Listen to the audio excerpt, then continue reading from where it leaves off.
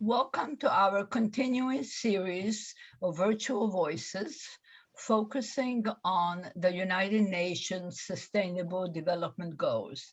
Thank you for your letters and questions. We appreciate receiving them.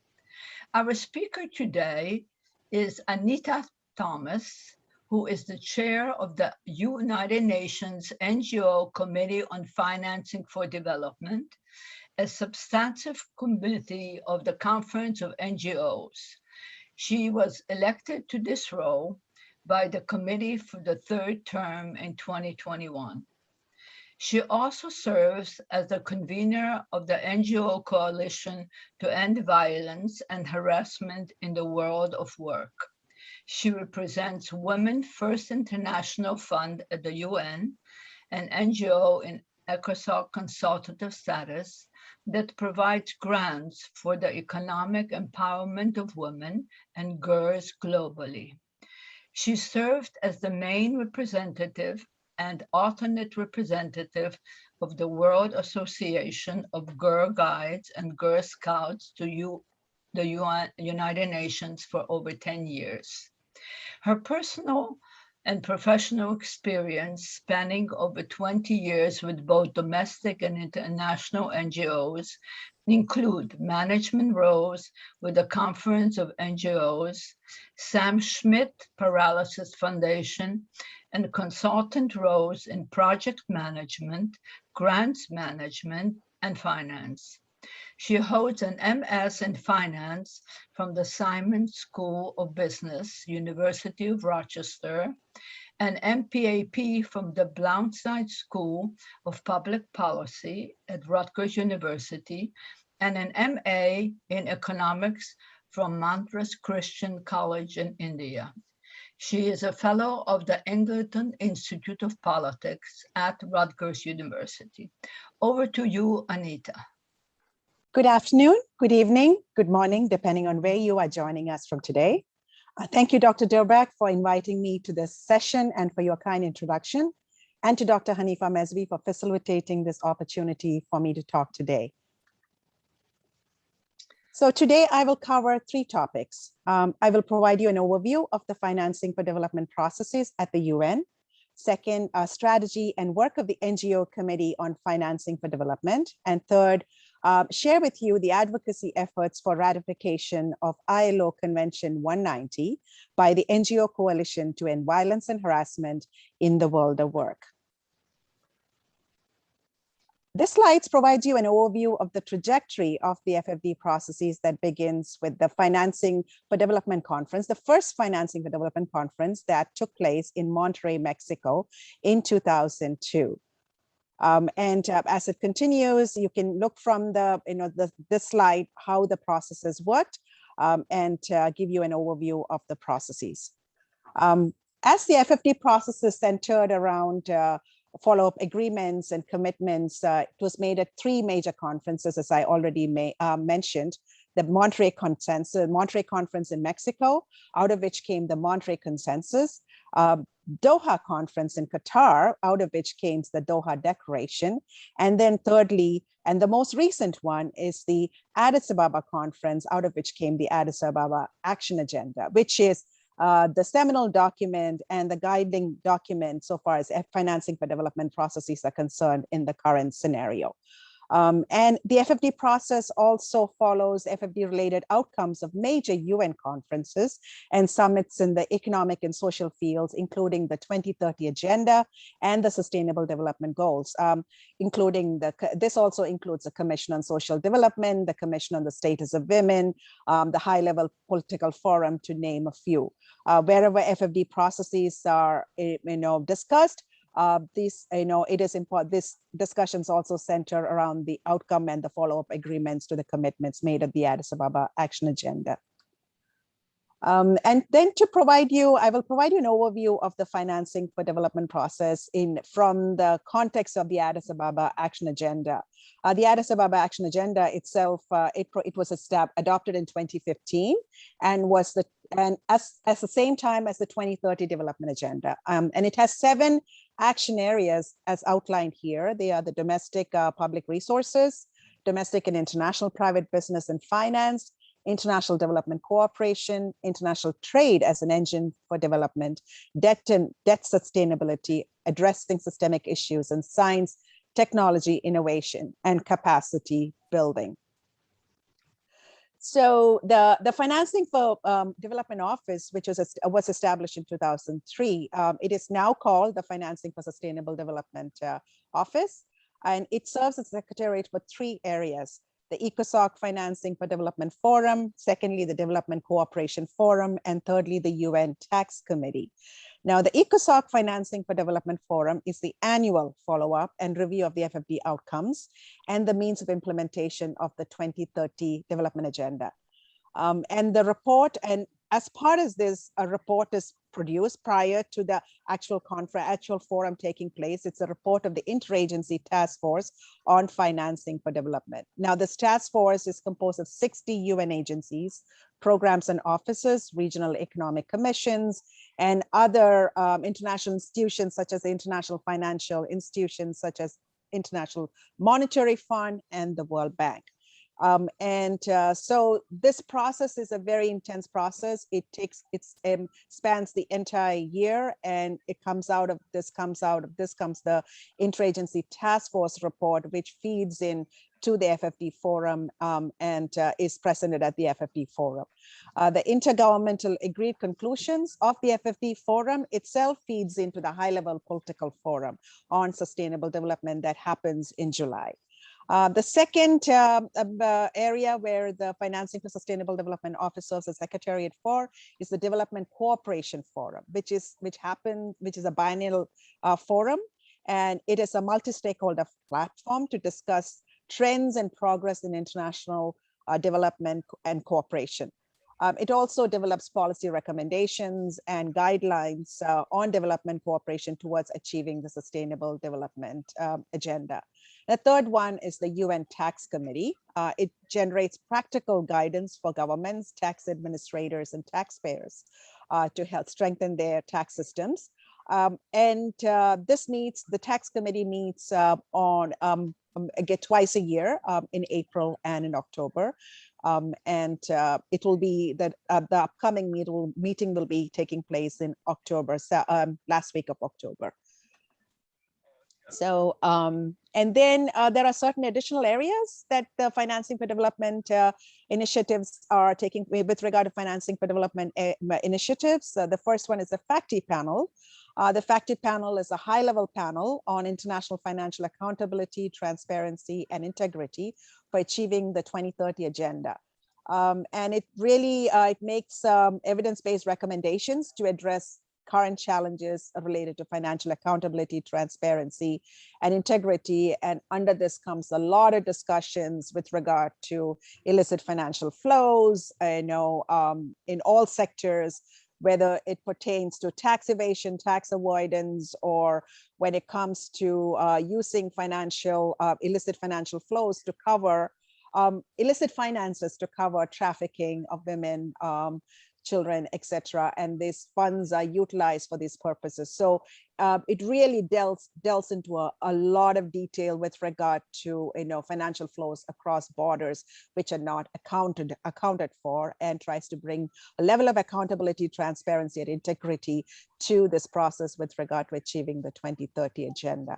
And then the second one is the Financing and Development in the Era of COVID-19 and Beyond initiative.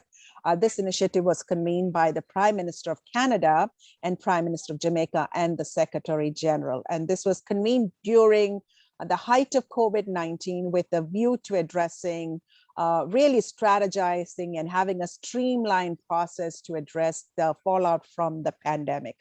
It intended to identify and promote concrete financing solutions for addressing the fallout from the COVID-19 pandemic and health and development emergency. And it did its work by providing recommendations in 6 discussion groups. And these 6 discussion groups are convened as a follow-up to this high-level Financing for Development initiative.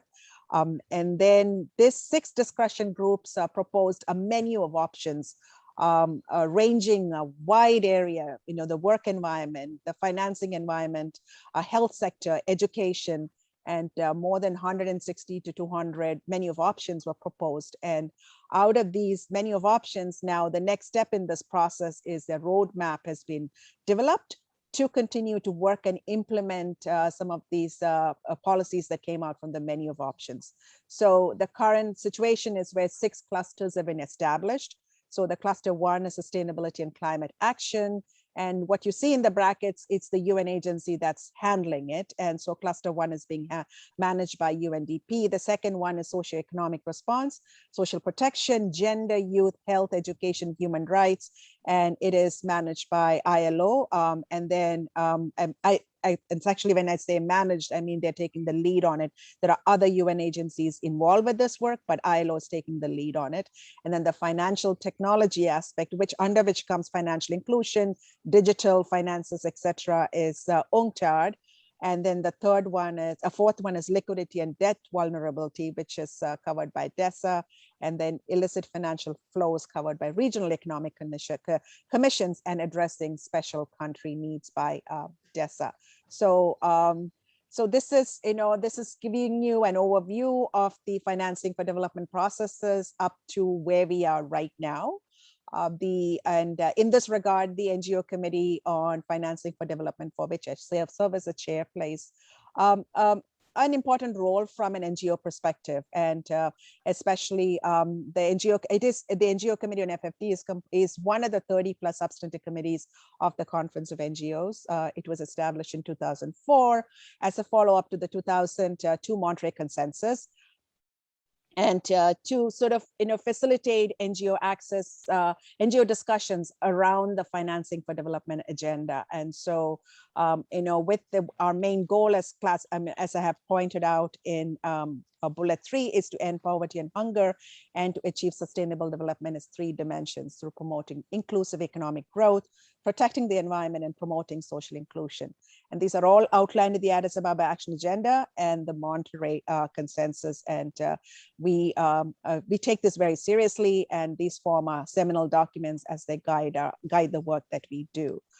The NGO Committee is mainly composed of ECOSOC accredited NGOs, and the work of the committee in a pre-COVID and with the onset of COVID situation is sort of, in some ways we had to change the way we thought, the way we worked. We never stopped working, even though COVID hit.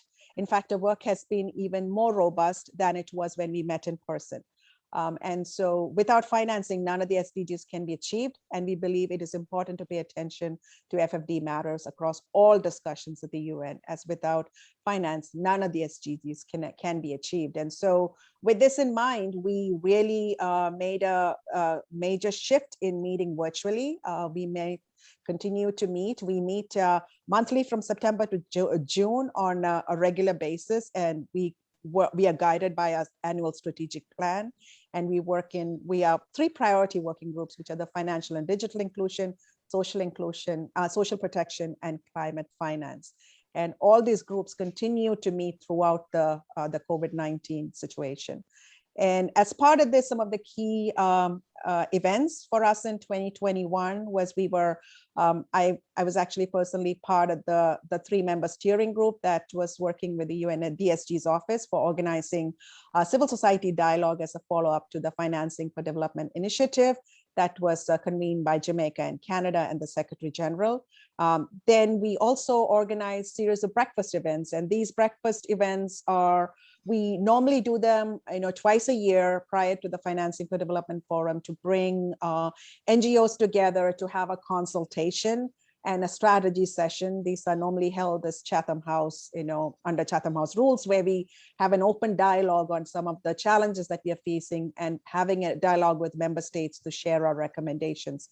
So we also convened that, and as well as we did a consultation with the International Labour Organization in relation to Cluster 3 of the FFDI initiative. As you may have already seen in one of the previous slides, I had talked about this ILO being in charge of one of the clusters for the Financing for Development initiative, specifically with dealing with social protection, decent work agenda, and etc. And so the NGO Committee on Financing for Development facilitated the CSO consultation.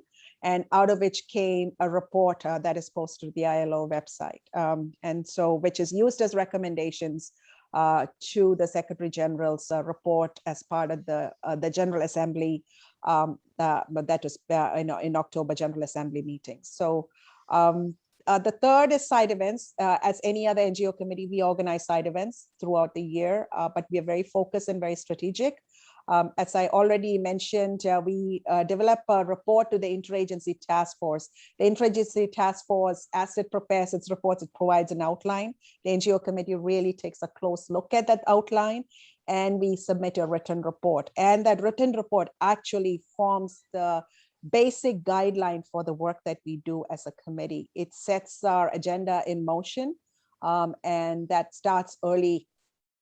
As soon as this outline is published, we begin reviewing the outline, and then we provide a written report. And from that comes our side events that we organize for the year, our advocacy priorities, advocacy settings. Everything is based on this analysis that we do. So we do a lot of analysis and internal discussions to get to the point where we feel that we are able to make an impact. And the NGO committee has a real intentional approach to the way it does its work. We also, as many NGO committees do, we, make interventions, facilitate opportunities for our members to make interventions as the FFD forum. And we also collaborate with like-minded NGO committees. So the like-minded NGO committees is where it comes. A major part of our work last year has been in collaborating with 4 other NGO committees to establish the NGO Coalition to End Violence and Harassment in the World of Work. The NGO Committee on Financing for Development took the lead in this because this discussion in the International Labour Organization had approached, a staff member had approached us at one of our breakfast sessions with the request for NGO support in this regard. And so I initiated a process where we approached other CoNGO committees. The 4 committees are the NGO Committee on Status of Women, NGO Committee on Migration, NGO Committee on Social Development, and also the NGO Committee to Stop Trafficking in Persons. So the 5 committees that come together and formed a coalition, and our priority is to advance ratification of ILO Convention 190. We did hold a consultation. As part of this, we have done a series of consultations, discussions with member states. We submitted an advocacy letter that was submitted during the height of COVID to UN member states, just signed by 1,150 NGOs. And last week, we held a consultation with some of those members who endorse our advocacy statement, close to about 100 NGOs with UN agencies. The event was co-sponsored by the Permanent Mission of Fiji. And we did this consultation, and a report is being prepared. And we feel there is, with regard to the ILO, even though the NGO Committee on Financing for Development is focused heavily on financing for development issues, we felt engaging in this advancing ratification of Convention 190 is a major thrust for the work that we do. It not only makes a moral and ethical case for ratification, but also an economic case for ratification. So I leave this last slide with you so that you can see really the economic impacts of violence and harassment in the world of work and the consequences of that. So you could look at the numbers and see that these are very, very drastic numbers when it comes to violence and harassment in the world of work, and it needs to be addressed. So, and as a closing, I also wanted to share specifically with regard to this, that 8 countries have so far ratified the convention. The most recent country is Greece on August 30th, 2021. And the first country to ratify was Uruguay on June 12th, 2020. So with that, I will close my slide and presentation, and I look forward to responding to any questions. Thank you. Well, Anita, thank you very, very much for a clear presentation on the United Nations ECOSOC Financing for Development and the 16 UN agencies involved in your project. And then now we will go over to Jessica for our questions. Jessica? Thank you, Ms. Thomas, for a very informative and important discussion to achieve SDGs. Our first question is from Jana Leikik, and it's a fairly broad question, but perhaps you could simplify it for us. How is the UN budget formed?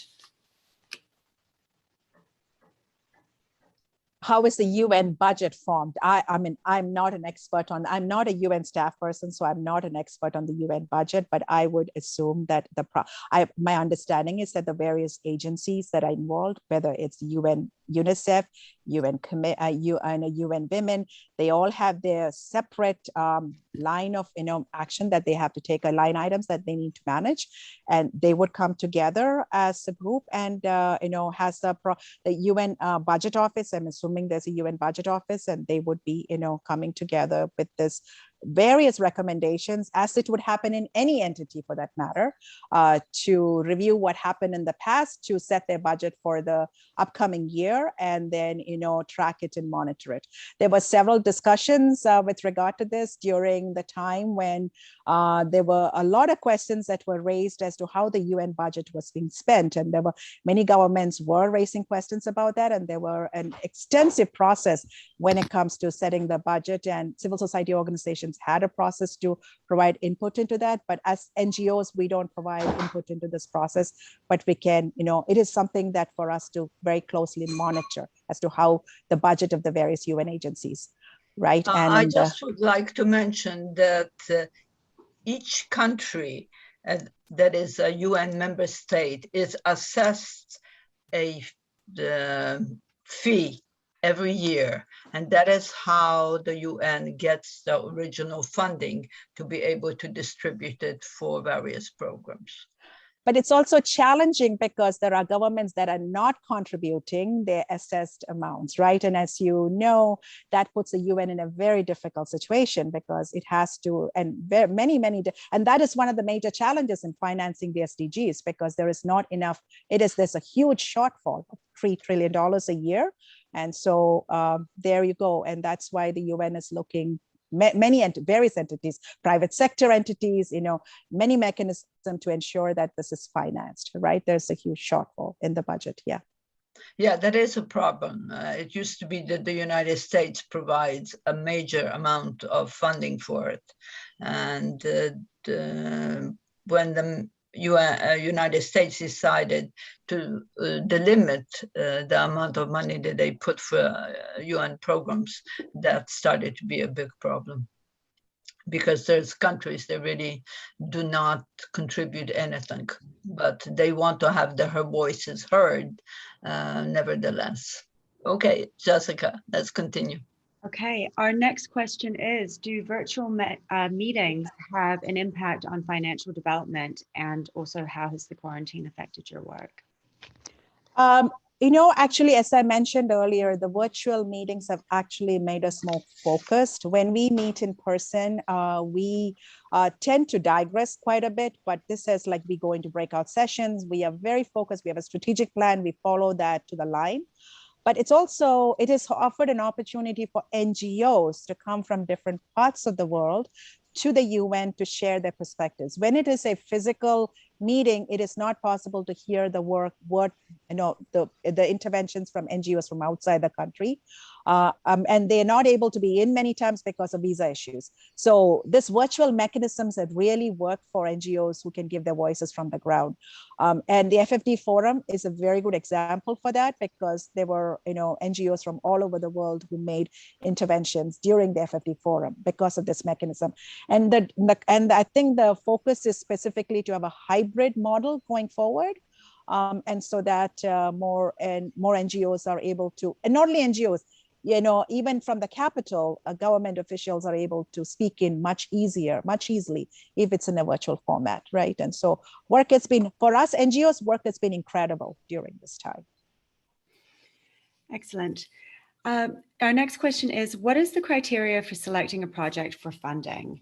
And what is most important in creating a sustainable development project? as you know, if you were to look at the Financing for Development Office, they have a series of mechanisms where they have a platform that they have set up for sharing projects, right? Specific projects on the ground. And my understanding is that based on those presentations, there is a way to, once a project makes it to the forefront, there is a mechanism that has been set up so that most probably private sector entities or other partners are able to come together to see whether this is a viable project. This happens during the Financing for Development Forum, where various entities present projects. Governments also present projects during the FFD forum, so other governments can see whether this project is a viable investment, right? And so you will see that happening across the board, whether it's happening on financial inclusion, whether it's digital inclusion. And so something for you to take a look at, whoever has asked this question, to take a closer look at the Financing for Development website, because currently there is a process that is in place to receive, to take a look at projects and analyze them. And then possibility of funding, down the road. I think it will not be right of me to say that they put people in touch with funders, but there is a mechanism to bring a project that is viable to the forefront. This also happens during the HLPF. There are many mechanisms for people to share examples of projects, and so that other member states can also see, like member states, especially those member states with the financing capabilities, to take a look at some of the projects. But it's a good way to present your project during the FFD forum's cycle of this project presentation times. Wonderful, and that brings us to our next question from Helen Dina, and she's curious to know how a student could calculate a budget if they were interested in opening a startup.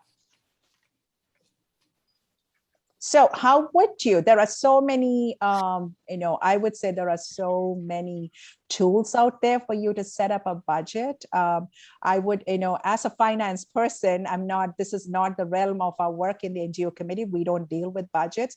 We talk about advocating on financing for development matters. But as I say, but from my personal experience, I can tell you that, you really want to take a look at similar entities that are out there, and what are some of the cost lines for that particular entity. And you set up a whole, your vision, your plan for the organizations that are looking to set up, and to break it down into multiple components and see what that can actually cost you, and look at different examples that are out there, and then form a general visionary budget, and then you drill it down deeper to see what could be some of the expenses that can be part of it. But there are several tools out there. Excel itself has standard tools that you can pick up from, which provides an overall, a simple way to develop a budget for any organization, right? And so I hope that answers Helen's question. Thank you. Our next question is, do you think gender equality contributes to economic growth? Of course, in 100%. If you see what's happening during COVID-19, the number of women who are impacted by the impact of COVID-19, they're losing jobs, impacting especially women in the small marginalized communities, where women have, in villages, where women have micro, small, medium enterprises. They were one of the most heavily impacted during COVID-19. Their financing was impacted. Their products could not be sold. They didn't have a platform to sell the products. And most of them are run by women. So gender equality is a key component for economic empowerment. When women have the resources, the education, the capacity, to run their businesses or to go back to school, and you do see their productivity really scaling up. And so those resources, and you will see that even at the UN level, this is a common theme across all discussions. It's a common component, and it is a priority topic. Gender equality is a priority topic. So this is one of the areas that the NGO Committee and FFD focus, because we feel it is important to bring this to the forefront, right? The impact of a lack of financing on women's ability to manage their products or businesses effectively. And thank you. That brings us to our next question. And you may have just touched on some of this, but I'll let you answer this for yourself. What area do you think needs financing for development the most? What area do I think? I think, based on the findings from COVID-19, what is needed is social protection. You would see that people, very many people across the globe suffered from lack of social protection, whether it is cash transfers, it didn't reach them. And now it didn't reach them because they did not have the digital capability to be tapping into these resources. They didn't have bank accounts for them to be receiving those resources. So governments have to put in place these measures so that during a situation like COVID scenario, if the government is providing cash transfers, it should reach the people. So building the infrastructure is very important. Whether it's digital infrastructure, whether it's physical infrastructure, building infrastructure, it doesn't matter. The necessary resources, whether it's setting up a bank in a local town, a mobile architecture, whatever it may be, but that people have the necessary, so investing in infrastructure is key. And at the same time, capacity building is very important. Providing people the capacity and the skill sets to really scale up, to move into this arena where people are losing jobs, so they have the necessary resources to continue to work. Without job, there's not going to be any productivity, there's not going to be any economy. So it is important to invest in capacity building. And thirdly, education. Education for children, ensuring they have the right type of education. And then climate finance. Climate, it is so important to give focus to climate issues and climate justice, climate advocacy. And so building the capacity of those who do this work right on the ground is very important. So. Okay, so that brings us to our next question. As you discussed banking systems, how has the role of cryptocurrencies either disrupted or benefited the role of traditional financing in development? So it is cryptocurrency. It is discussed in many arenas, but it's still something that is not discussed the way it should be discussed at the UN. There have been several conversations. I think there is a whole, out of UNDP, I'm thinking there is an office that actually addresses cryptocurrencies, but it's really not given the kind of importance that it's being given, but it is going to be discussed a lot more, I believe, in the coming years because of the impact on illicit financial flows, the impact on, especially in areas such as, trafficking, right? I mean, we may not even think about cryptocurrency and trafficking, but it is a mechanism for payments. And so it is very difficult to track. And so it becomes some illicit activities related to it. So it is coming to the forefront, and there will be several discussions on, I'm expecting that there's to be a lot more discussion on that and much more robust discussion rather than the way it's been happening in the last few years where there are discussions, but not the way it should be. Yeah. Indeed. All right, thank you. Our next question is, could you please tell us more about giving voice to the voiceless at UN conversations? So this is something that I strongly believe in. The organization I represent, we fund projects for the economic empowerment of women and girls globally. And the way we make our statements at the UN, as an ECOSOC accredited NGO at the UN, I have the option to make statements to the UN. And when I develop these statements, I want to hear the voices of the people from the ground. It should not be what I am saying. It should not be my opinion. It should be the voices of people from the ground that should inform the statement that I make. I can say with regard to the NGO Committee on FFD, we really struggle with it because during COVID-19, we wanted to understand how the financing for development process has translated to people. And what are the gaps there? What are the challenges so that we can use that to inform our advocacy at the UN? There's no point in us reading about it and advocating. We want to hear their voices. So we conducted a project. We did a survey that went to in 8 countries. We, multiple entities on the ground, NGOs on the ground. We collected their feedback on these 3 areas: climate finance, social protection, and financial inclusion. And we are using that to strengthen our advocacy in the upcoming year. So there's no point in us doing this work unless any intervention that we make at the UN is informed by the experience of people on the ground, right? And so the NGO Committee really makes an effort to do that. So our student who asked this question is also curious to know some of these specific examples of some of the NGOs that you helped and gave them voice. So I could say that during the special project that we did, we brought in every one of those NGOs that was on the ground. We brought those NGOs to a Zoom consultation. We organized a side event during the ECOSOC FFD forum. So it was a side event, an official event at the UN during the ECOSOC FFD forum, where they came, these NGO representatives from the ground. Now you're talking about people in small villages who may never have had the opportunity to speak at the UN. And so we brought them together and we conducted a discussion, a seminar, where they were able to share what they thought was important with regard to addressing the impact of COVID on the ground, as well as how limited sometimes it is. Sometimes it's very depressing that what happens here does not translate to the ground effectively, and that's why people are facing some of the difficulties that they're facing.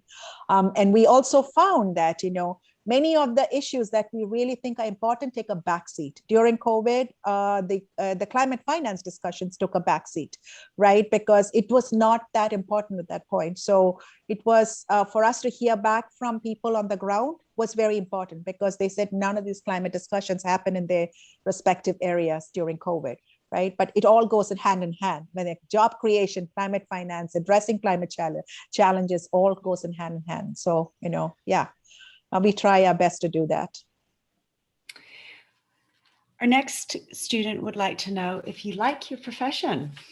Well, absolutely love giving voices. Like I said, giving voice to the voiceless. I see the purpose of it. But if we don't make use of it, we can just simply say we are a representative to the UN, but really making use of this role to give voice to those people who don't have the opportunity to be here. It's incredible. Some of the members of the committee, these are faith-based communities who've been active in this field you would never think of faith-based communities active in the financing for development era, but we have a lot of members who are faith-based communities, and the call and the passion with which they do the work keeps me going as the chair of the committee, because this is what it is all about, us coming together as a group to advocate on FFD matters.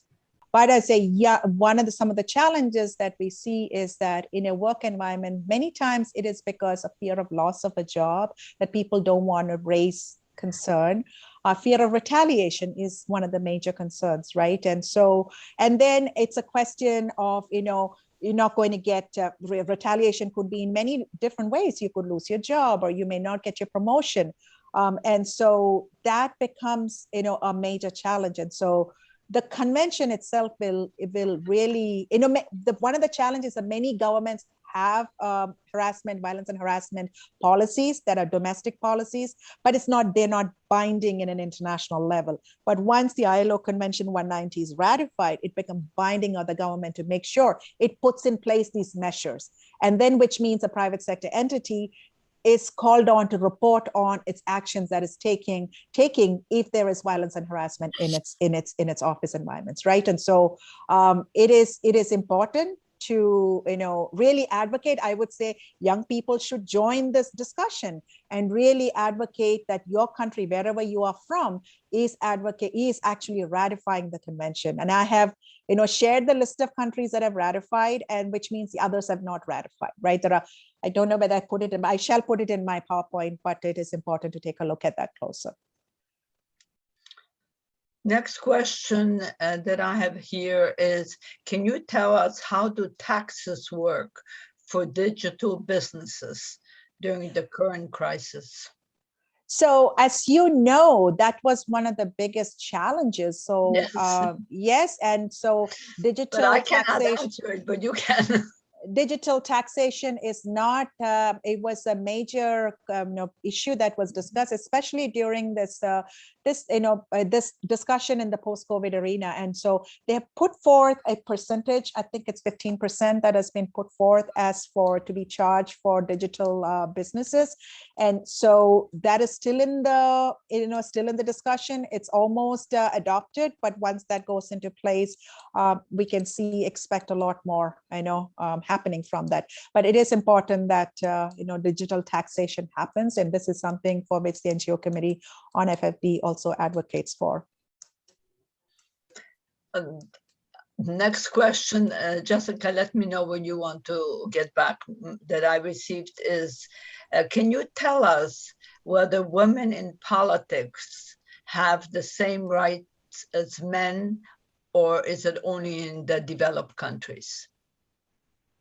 I don't think across the board women in politics, I mean, there might be some areas where women in politics are on equal footing, but across the board in many countries, that's not the case. Even if a woman gets elected, if women are not coming together to raise their voices, if there is one woman in the room, it is still going to be challenging.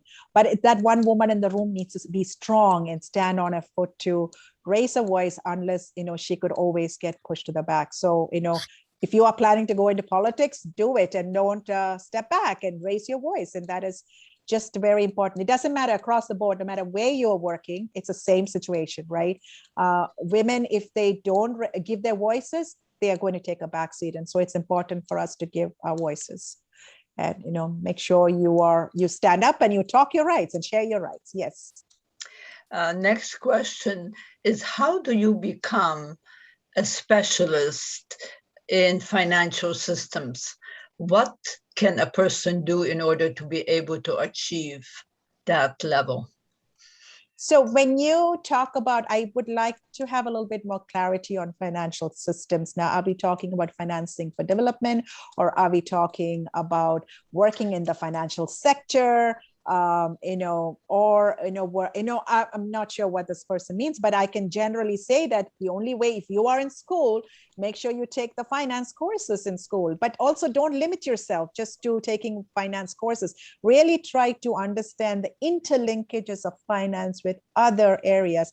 Like when we talk about women's gender equality, how does lack of finance impact that? They talk about, gender financing, right? And it is a major component. It's being advocated across the board, especially countries like Canada, making sure that gender financing is given the importance it should be given, so that it is every department in the ministry across, every ministry really has a gender financing component, gender budget, right? And so these are areas that we should be focusing on, so that targeted allocation is made, so that a particular issue is not lost. But financing is key. And so looking at its interlinkages with everything that you do, whether you're doing social development, environment, and where does financing fit all this? And what can you do? One more question, and that will be the last question for me that I received, is, how do you create a powerful financial system, and what is your attitude towards money? My attitude towards money, I feel money, you need it, but that's not everything, right? And so you need it to, if you are not using your money for good purposes, there's no point in having money. And all that we do, what we see right now with the inequalities, the imbalances in money being focused on certain, very limited group of billionaires. And while the rest of, those people who are the most marginalized are getting impacted on the ground because they have no resources during COVID-19. They have no access to food, no access to financial, capabilities. Their children have no access to schools or digital mechanisms because they do not have access to resources, right? And so there is money to help out, and how money is allocated is important. And so unless we all come together and really think of each and every one as an extension of ours as human beings, it's just not going to happen. And so that needs to happen in the post-COVID era. Otherwise, we're just going to continue to face these challenges. Every person in this world has a role to play and contribute. And it's our responsibility to ensure they have the capacity to do that. Everyone, no matter what their background is.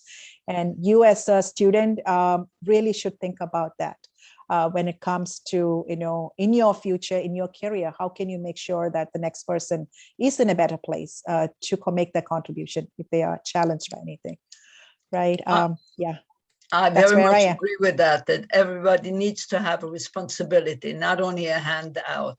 And yes. Over to you, Jessica. We have about half a minute left. Do you have another last question? We have one more question.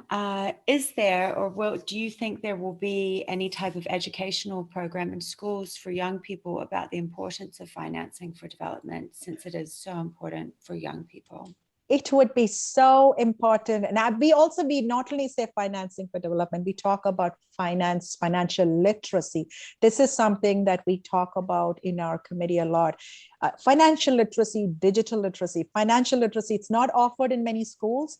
A person coming out of a high school should be able to understand what finance actually means. How can they manage their finances effectively?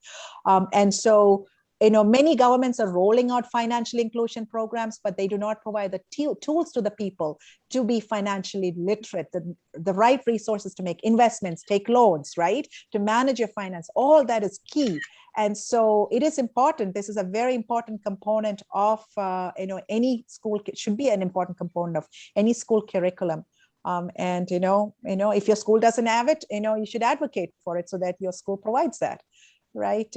And I invite, whichever students who are here, if they are interested in joining us for our monthly meetings, I would welcome you, so that we always look for more young people. It is important that young people speak up and they're part of these discussions, because this is about your future. Right. And so you should be part of the FFD discussions. And I'm more than happy to share contacts with Dr. Durbach if anybody's interested in hearing more and learning more about the FFD process. Thank you very, very much, Anita, for a very informative presentation. We wish you a great deal of energy to continue all of your efforts for the people on the ground and influencing governments to support the necessary programs for development, and particularly gender development. So thank you, and we hope to hear from you one more time, and have a wonderful week. And Jessica, thank you. Goodbye. Goodbye. Thank you.